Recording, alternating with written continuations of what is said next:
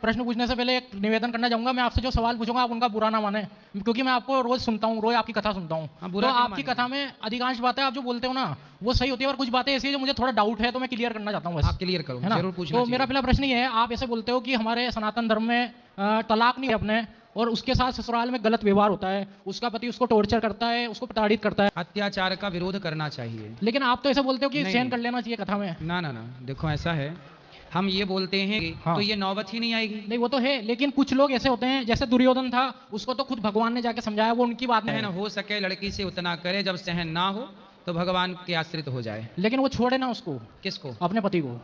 भाई वो छोकरी रोज देखता आप हूं। अपनी पत्नी से ऐसा व्यवहार तो नहीं नहीं, करोगे? मैं ऐसा आदमी होता तो मैं ये सवाल ही क्यों पूछता। ऐसा है कि कुछ स्त्रियां ऐसी होती हैं कि जो अपने पति को इस स्थिति में कि परेशान कर रहा है हाँ। तो छोड़ देती हैं। हाँ।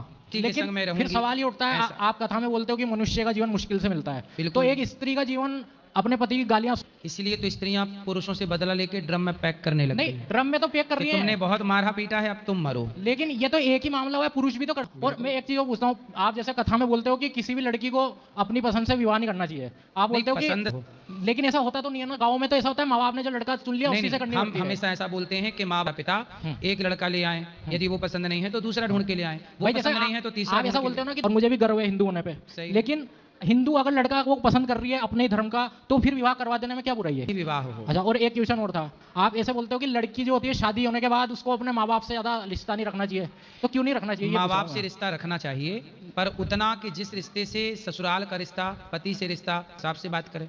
तो फिर यही बात वो पति से भी तो बोल सकती है ना, फिर क्या आप अपने माँ बाप से मत करो? बेटा भी आपकी शादी हुई नहीं, भाई की तब हुई ये है। सवाल करेंगे तो ज्यादा अच्छा मैंने रहेगा। ना ये चीजें क्या अपने घर में देखी है, इसलिए मैं पूछ रहा हूँ। हाँ, तो मतलब मेरे मम्मी पापा, भाभी आपकी भाषा है कि तुम माँ बाप से कम बात करके थोड़ा हमारे माँ बाप अर्थात सास ससुर से भी थोड़ा बात करो, थोड़ा यहाँ का ध्यान रखो, यदि पुरुष ये चाहता है। नहीं, लेकिन पुरुष को भी अगर अलग होना पड़े अपने माँ बाप से, दुख तो उसको भी होगा ना, तो लड़की को भी तो दुख होता होगा माँ बाप से अलग। आजकल ऐसा है ना, कहते थे कि लड़की विदा हो जाती है, पराई होती है, शादी के बाद लड़के भी पराई हो जाते हैं।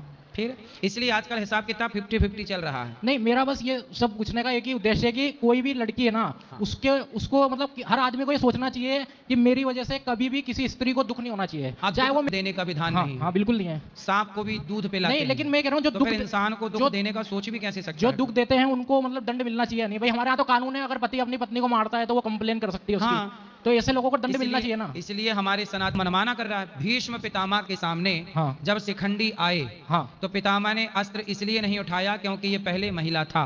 तो महिला पर हाथ नहीं उठाते हमारे सनातन में, मर जाते हैं, पर स्त्री पर हाथ नहीं। कोई उठाता है तो उसको पाप लगता है या नहीं? लगेगा ना उसको तो पाप। बिल्कुल पाप का अधिकारी है और वो तो मूर्ख है। ठीक।